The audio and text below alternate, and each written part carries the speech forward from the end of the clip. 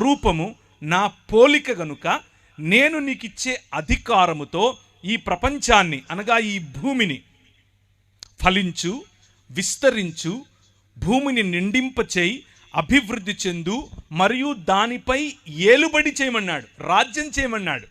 దేవుని రాజ్యము యొక్క ప్రతినిధి మనిషి, దేవుని స్వరూపము యొక్క ప్రతిబింబం మనిషి, దేవుని స్వరూపము యొక్క ప్రతిమ మనిషి.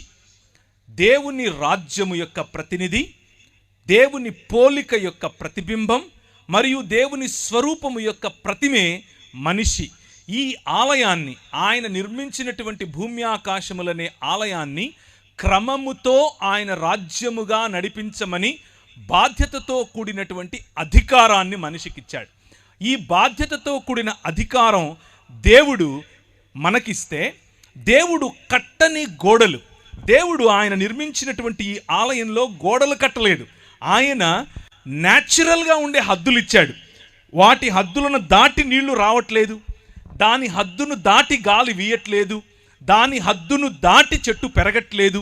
లాస్ ఆఫ్ నేచర్, లేకపోతే ఈ స్వాభావికంగా ఉండేటటువంటి కొన్ని హద్దులను ఈ